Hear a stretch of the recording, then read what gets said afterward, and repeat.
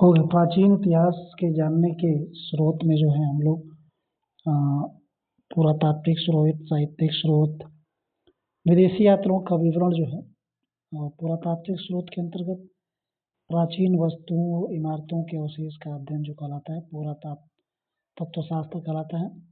भारतीय पुरातत्वशास्त्र का पितामह Alexander Cunningham थे। अभिलेख और शिलालेख, अभिलेखों का अध्ययन पूरा लेख शास्त्र कहलाता है। अभिलेख और उसके विषय में क्या क्या चीज़ें हैं, तो बोगस कई अभिलेख जो था ये 1400 ईसा पूर्व में, इसमें हिंदुओं के देवताओं इंद्र, मित्र, वरुण और नासत्य का उल्लेख है। आर्यों के पूर्व की ओर ईरान से आने का साक्ष्य। मास्की और गुर्जरा अभिलेख जो है यह अशोक के नाम का स्पष्ट उल्लेख करता है। समुद्रगुप्त की प्रयाग प्रशस्ति राजकवि हरिशेन द्वारा उत्कीर्ण की गई है। एरण अभिलेख सती प्रथा का प्रथम लिखित साक्ष्य शासक भानुगुप्त है। भीतरी स्तंभलेख सर्वप्रथम भारत पर हूण आक्रमण की जानकारी देता है। शासक जो उस समय थे स्कंदगुप्त थे। सिक्कों से भी इतिहास के बारे में जानकारी मिलती है। तो सिक्कों का अध्ययन जो कहलाता है मुद्रा शास्त्र या न्यूमिस्मेटिक्स कहलाता है। प्राचीन जो सिक्के थे वो आहत थे, यानी पंचमार्क, केवल चिन्ह ही था। पहले स्वर्ण सिक्के हिंद यूनानी शासकों द्वारा चलाए गए थे और सर्वाधिक स्वर्ण मुद्राएं गुप्तों द्वारा चलाई गई थी। सर्वाधिक शुद्ध स्वर्ण मुद्राएं कुफाड़ों द्वारा चलाई गई थी। समुद्रगुप्त का सिक्कों पर बीड़ा बजाते हुए चित्रण ये देख सकते हैं आप। तो स्मारक भवन और गुफा के माध्यम से इस इमारतों के अवशेष आदि का अध्ययन किया जाता है। कुम्हार पटना से चंद्रगुप्त मौर्य के राजप्रसाद के अवशेष, अशोक द्वारा बराबर की पहाड़ियों में 4 गुफाओं का निर्माण जो सुदामा थी, कर्ण चौपड़, विश्व झोपड़ी और लोमस, ये चारों जो है आजीविकों को प्रदत्त की गई थी। और दशरथ द्वारा नागार्जुनी पहाड़ियों पर गुफा निर्माण किया गया था। गोपी, वेदायिका, वापिया गुफा ये भी आजीविकों को प्रदान की गई थी। मूर्तियां और चित्रकला के माध्यम से भी, तो कुफाड़ काल में बौद्ध धर्म से संबंधित मूर्तियों का निर्माण हुआ। बुद्ध की प्राचीनतम मूर्ति गांधार शैली में है। अजंता की गुफाओं के चित्र में 1वीं शताब्दी से लेकर 7वीं शताब्दी तक के चित्र हैं।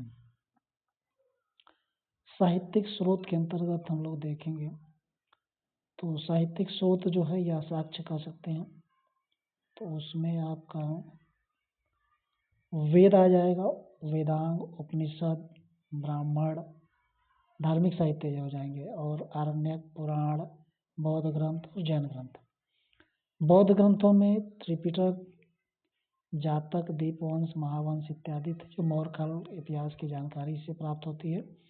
जैन ग्रंथों में परिशिष्ट वर्णन, भद्रभाव चरित, भगवती सूत्र, मिलिंद पन्हों से यवन शासक मिनांडर की जानकारी प्राप्त होती है। वेद ऋचाओं का संग्रह है, ऋग्वेद। सामवेद जो है गीत रूपी मंत्रों का संग्रह, संगीत का प्रथम साक्ष्य। यजुर्वेद यज्ञ अनुष्ठान के लिए नियम कर्मकांड का प्रदान, और अथर्ववेद तंत्र मंत्रों का संग्रह। अब ऐतिहासिक साहित्य देखेंगे, धार्मिक साहित्य तो हो गया, ऐतिहासिक साहित्य देखेंगे तो अष्टाध्यायी जो था ये पाणिनि ने संस्कृत में, संस्कृत का व्याकरण का पहला ग्रंथ है। पूर्व मौर्य काल की सामाजिक दशा का चित्रण भी है। अर्थशास्त्र कौटिल्य ने लिखा है। मौर्यकालीन राज्य व्यवस्था का चित्रण इसमें, राजकीय व्यवस्था पर लिखित प्रथम पुस्तक राजतरंगिणी कल्लड़, कश्मीर के इतिहास, महाभाष्य पतंजलि, मौर्योत्तरकालीन व्यवस्था की जानकारी इसमें मिलती है। अब विदेशी यूनानी यात्रियों के वृत्तांत जो थे, तो यूनानी जो आया था उसमें हेरोडेटस जो इतिहास का पिता, यूनानी इतिहासकार था, इन्होंने अपनी रचनाओं में कल्पित कहानियों को स्थान दिया है। और इसके बाद ईरान, टीसीएस जो ईरान का राजवैद्य था, मेगास्थनी ने इंडिका की रचना किया इसने थे। चंद्रगुप्त मौर्य के दरबार में आया था, सेल्यूकस का राजदूत था।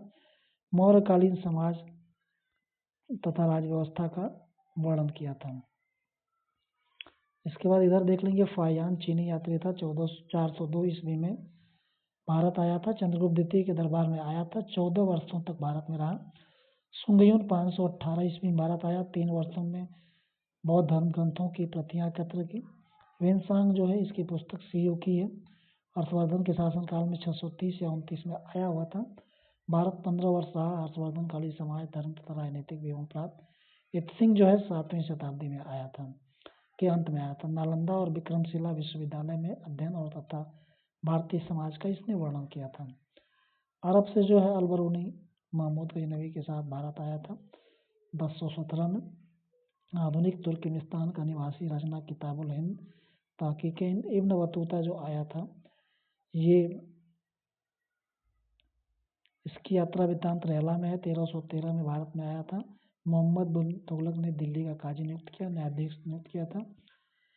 अन्य लेखक जो थे उस समय तारानाथ तिब्बती लेखक थे, ग्रंथ कायूर और तंगयूर। मार्को पोलो 13वीं शताब्दी में के अंत में आया था, 1288 से 1292 तक। पांड्य देश की यात्रा पर आया था। विवरण पांड्य इतिहास को अध्ययन के लिए उपयोगी बनाना। और इसके बाद टालमी जियोग्राफी नामक पुस्तक इसने रचना की थी। प्लेनी जो था नेचुरल हिस्ट्री की रचना की थी 5वीं सदी में। पुस्तक परिप्लिस ऑफ द एरिथ्रियन सी, लेखक अज्ञात है। भारत के बंदरगाहों और व्यापारिक वस्तुओं के बारे में। तो ये अब आगे देखेंगे इसमें। इतिहास काल का विभाजन। तो भारतीय इतिहास को 3 भागों में बांटा गया है। प्रागैतिहासिक इतिहास, लिखित साक्ष्य उपलब्ध नहीं है। मानव जीवन पूर्णतः सभ्य नहीं। आद्य ऐतिहासिक पुरातात्विक साक्ष्य उपलब्ध है, लिखित साक्ष्यों को अभी तक पढ़ा नहीं गया है। कांस्य युग भी कहा जाता है। ऐतिहासिक काल, लिखित साक्ष्यों को पढ़ने में सफलता प्राप्त, लगभग 600 ईस्वी के बाद का काल। पाषाण काल जो है, ये पूरा पाषाण काल 5 लाख से 10,000 ईसा पूर्व। मध्य पाषाण काल 10,000 से 6,000 और नव पाषाण काल 6,000 से 1,000 ईसा पूर्व। निम्न पूरा पाषाण काल जो है, ये शल्क संस्कृति, सोहन घाटी, बेलन घाटी। मध्य पूरा पाषाण काल, फलक संस्कृति, सोहन घाटी, बेलन घाटी, नर्मदा तुंगभद्रा घाटी। उच्च पूरा पाषाण काल यानी कि शल्क फलक संस्कृति, तो बेलन घाटी, मध्य भारत, छोटा नागपुर घाटी, कर्नाटक, आंध्र प्रदेश। अब यहाँ पे ईस्वी और ईसा पूर्व समझेंगे। तो ईसा पूर्व जो है वो ईसा मसीह के जन्म के पूर्व का समय होता है, और ईसा मसीह के जन्म के बाद जो होता है वो ईसवी सन होता है। पूरा पाषाण काल की अवस्थाएं। तो पूरा पाषाण में 5 लाख से 50,000 ईसा पूर्व कुल्हाड़ी, हस्त कुठार, हैंड एक्स, विदारणी, क्लीवर, खंडक, चापर का प्रयोग किया जाता है। मध्य पूरा पाषाण काल 50,000 ईसा पूर्व से 40,000 ईसा पूर्व, फलक, बेदनी, थेदनी और खुरचनी का प्रयोग किया। उत्तर पूरा पाषाण काल 40,000 से 10,000 ईसा पूर्व, शल्क, फलकों, तकड़ियों और खुरचनी का अत्यधिक प्रयोग। पूर्व पाषाण कालीन स्थल, पूर्व पूरा पाषाण काल, तो सोहन या सोहन नदी घाटी जो है पंजाब पाकिस्तान में है, और नेवासा ये महाराष्ट्र में है।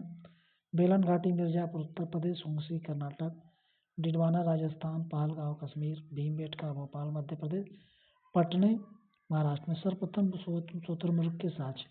पूर्व पाषाण काल की अवधि जलवायु में नमी कम हो गई थी। मध्य पाषाण काल में जो है सरल वर्टिकास्म उद्योग प्रचलित था। पत्थर के गोलों से वस्तुओं का निर्माण, शिल्प सामग्री नर्मदा और तुंगभद्रा नदी किनारे उपस्थित थी। उत्तर पूरा पाषाण काल में आर्द्रता कम, जलवायु अपेक्षाकृत गर्म की चकमक उद्योगों की स्थापना की गई थी। मध्य पाषाण काल जो है ये 10,000 ईसा पूर्व से लेकर 6,000 ईसा पूर्व तक था। आग का आविष्कार इम्पोर्टेंट इसमें। महत्वपूर्ण स्थल आदमगढ़ मध्य प्रदेश और बागोर राजस्थान। पूरा पाषाण युग और नव पाषाण युग के मध्य का संक्रमण काल था ये, और मुख्यतः आखेटक और पशुपालक, गर्म जलवायु के परिणाम स्वरूप वनस्पतियों जीवन वृद्धि, अहिंसक पशुओं की पालतू बनाना। सबसे पहला पालतू कुत्ता बना था। पत्थर के बहुत छोटे छोटे औजार, माइक्रोलिथ्स का प्रयोग। नव पाषाण काल 6,000 से 4,000 ईसा पूर्व, खाद्य उत्पादक, घरों के साक्ष्य, पहिए का आविष्कार, पशुओं को पालतू बनाने का साक्ष्य, कृषि के साक्ष्य, मेहरगढ़ प्राचीनतम। और इसके अलावा गेहूं जो सबसे प्राचीन, और कपास की खेती के प्रमाण।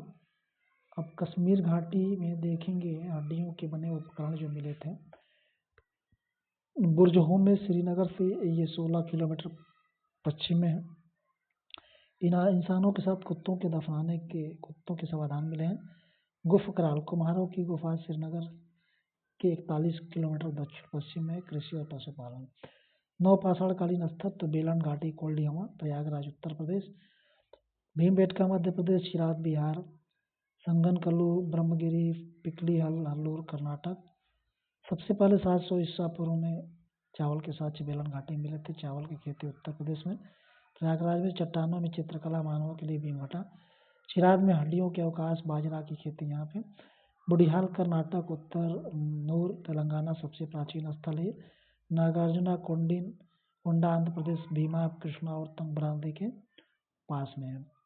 ताम्र युग में जो है इसको चारकोलिथिक एज कहते हैं।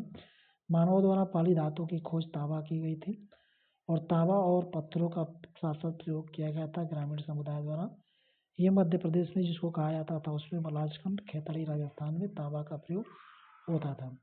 ताम्रपाषाणकालीन स्थल जो है पूर्वी भारत में चिराग गंगा नदी, वर्धमान मिदनापुर पश्चिम बंगाल, मध्य भारत में मालवा कायस्था एरण, महाराष्ट्र में जोरवे नेवासा और दैमाबाद, चंदौली सोनगांव ईमानगांव प्रकाश और नासिक।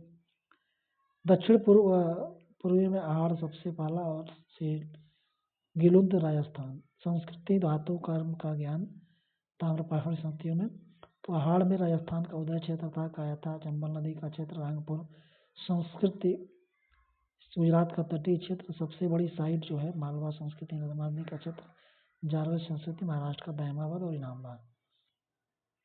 सिंधु घाटी सभ्यता के बारे में तो विश्व की सबसे प्राचीनतम सभ्यता कांस्ययुगीन सभ्यता थी ये सिंधु घाटी की सभ्यता। मेसोपोटामिया, मिस्र और चीनी सभ्यता का समकालीन। प्रथम नगरीय क्रांति मार्शल के निर्देश में सर्वप्रथम हड़प्पा स्थल की खोज की गई, इसलिए हड़प्पा सभ्यता कहा गया। दयाराम साहनी द्वारा बृहद नगरी रांची की खोज।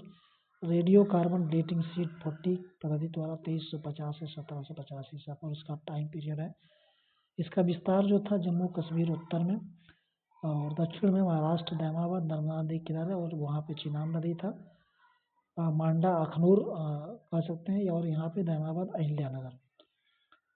आलमगीर उत्तर प्रदेश में है जो ये पूर्व में है और हिंडन नदी पर है, मेरठ में है।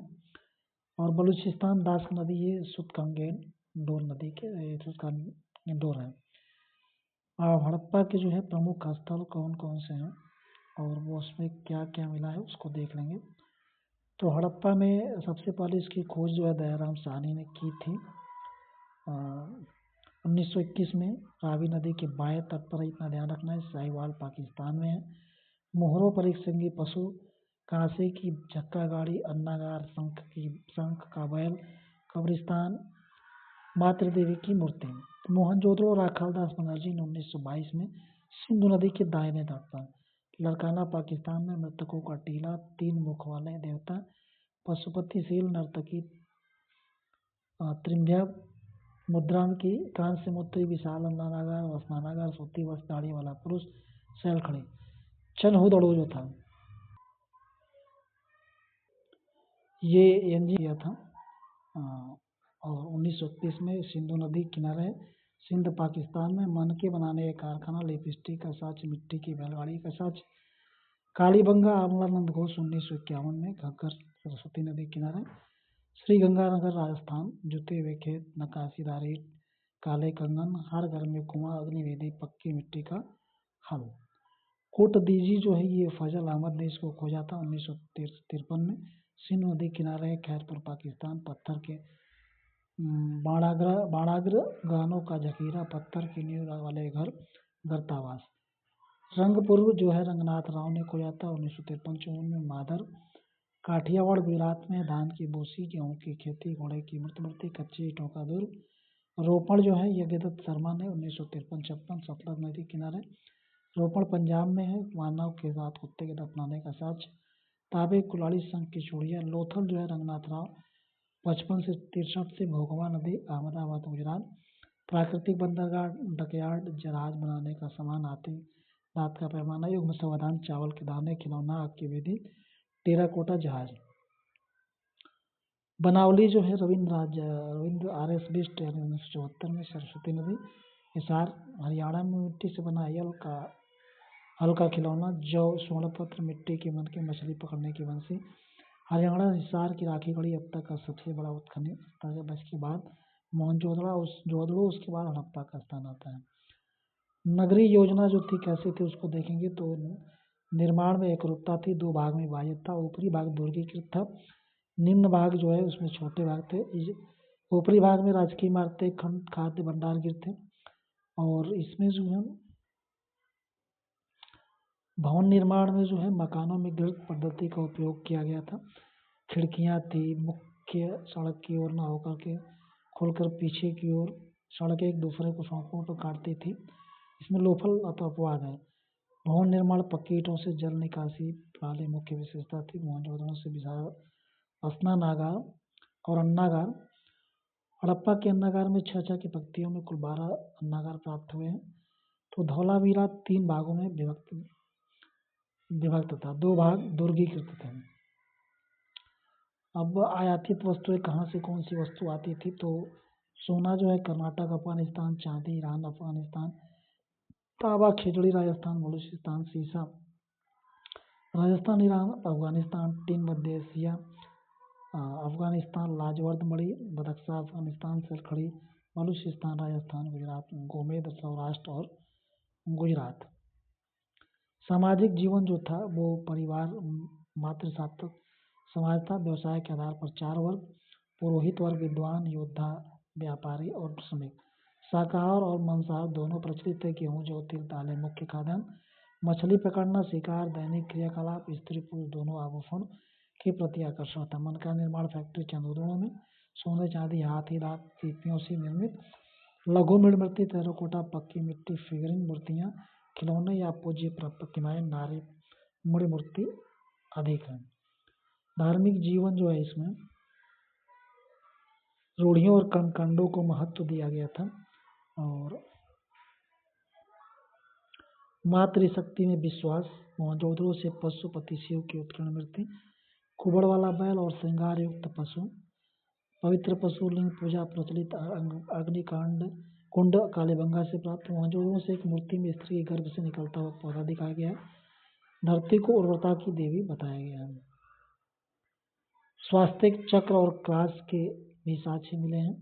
अंतिम संस्कार की 3 विधियां, पूर्ण समाधिकरण, आंशिक दाह, ये सबसे ज़्यादा पूर्ण समाधिकरण का प्रचलित था।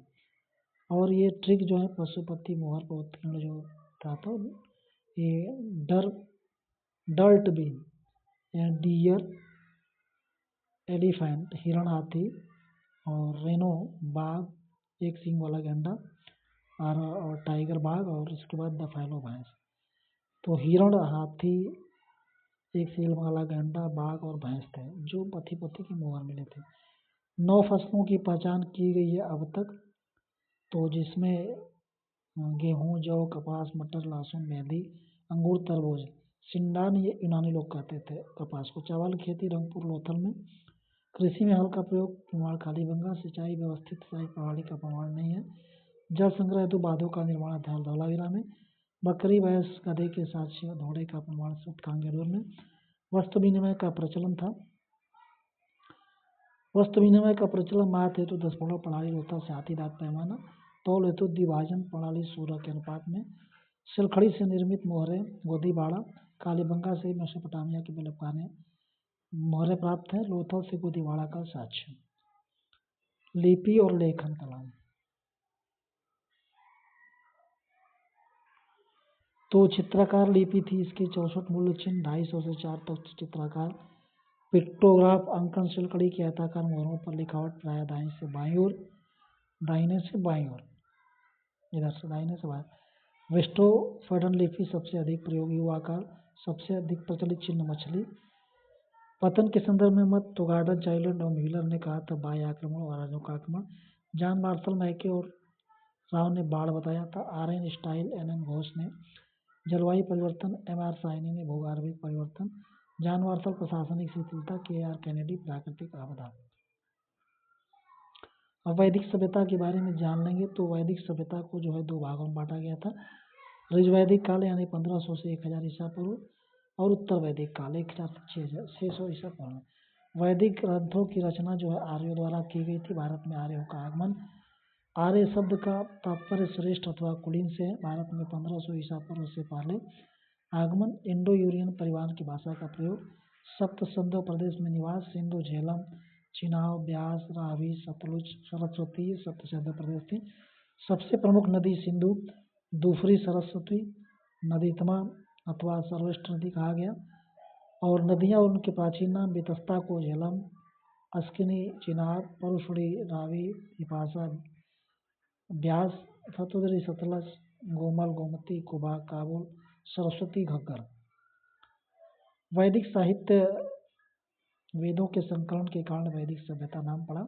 संकल्पना कृष्ण द्वापर थे। वेदों के पृथक्करण व्यास के कारण वेद व्यास भी कहलाए। वैदिक साहित्य को 4 वेद, ब्राह्मण, आरण्यक, उपनिषद एवं वेदांग शामिल है।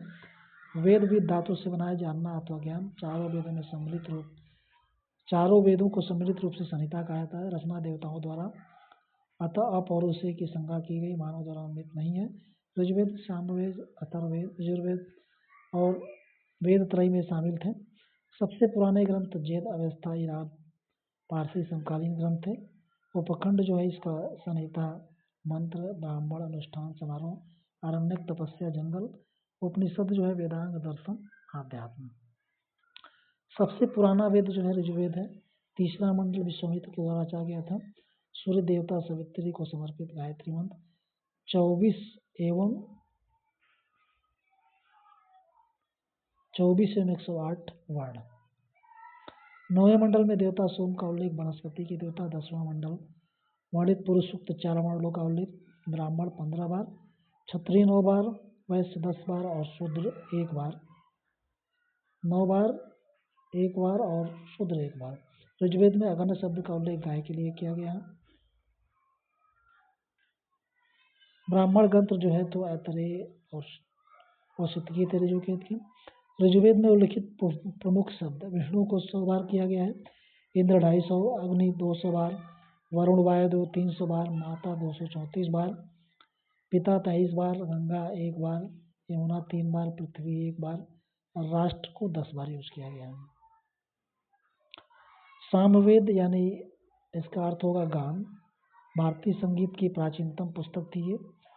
यज्ञों के अवसर पर गाए जाने वाले मंत्र संकलन, पाठकर्ता उद्गाता कराता था। उपवेद, गंधर्व वेद, 2 उपनिषद, छांदोग्य उपनिषद, केन उपनिषद, ब्राह्मण गद्य, पंचविश। यजुर्वेद जो था, यजु मतलब यज्ञ, मंत्रों का संग्रह, यज्ञ एवं बलि के संबंधी गद्य और पद्य में लिखे थे। यज्ञ की विधि, पाठकर्ता अर्घ्यों, स्वपद ब्राह्मण संबंधी इसी से है। सर्वप्रथम राजस्व वाजपेयी का उल्लेख, उपवेद, धनुर्वेद। 2 प्रधान रूप, कृष्ण यजुर्वेद गद्य में, शुक्ल यजुर्वेद पद्य में। 4 शाखाएं हैं, काठक, कपिल, प्लस मैत्रेयी, तैत्तिरीय संहिता, वाजपेयी, कांग संहिता। अथर्ववेद अथर्वा ऋषि के नाम पर इसका नाम पड़ा था। सबसे नवीन वेद है। ब्रह्मवेद, श्रेष्ठ वेद, ब्राह्मण ग्रंथ, उपद, उपनिषद, मुंडकोपनिषद, प्रश्नोपनिषद, मांडूक्योपनिषद। 20 अध्याय, 73 सूक्त और 6000 मंत्र। जादू, प्रमाण, तंत्र मंत्र, औषधियों का उल्लेख, पुरोहित ब्रह्मा, काशी का प्राचीनतम उल्लेख, प्रजापति की 2 पुत्री सभा और समितियों का उल्लेख। ब्राह्मण ग्रंथ, रचयिता याज्ञवल्क्य मुनि, वेदों की विशिष्ट रचना व्याख्या के लिए रचना गद्य रूप में। सभी का संबंध किसी न किसी वेद से है, ऐतरेय, कौशिकी और जैमिनी इत्यादि। आरण्यक, वनों में रचे जाने वाले कण, इन्हें आरण्यक कहा गया। ब्राह्मण ग्रंथों में परिशिष्ट के रूप में जन्म, मृत्यु, पुनर्जन्म इत्यादि का वर्णन। ऐतरेय, कौतैतरीय, छांदोग्य, संख्यायन, मैत्राणी, तबलाकार और बृहदारण्यक।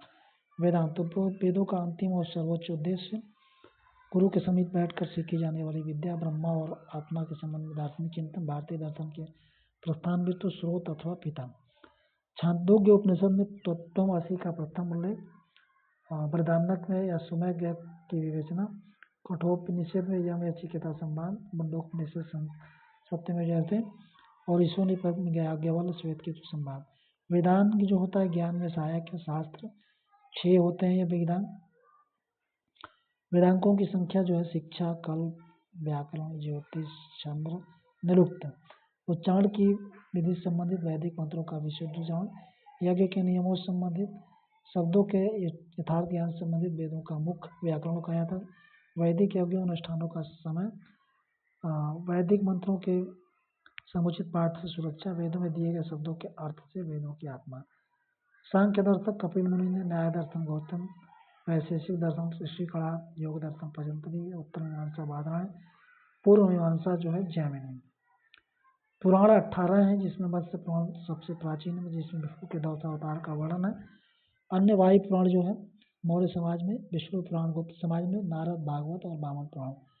महाभारत महर्षि व्यास द्वारा पहला उल्लेख आश्वालयन गृह सूत्र में, मूलतः 8800 श्लोक, जैन संहिता 24,000 श्लोक पर भारत अब 1,17,000 संहिता 18 पर्व में विभाजित।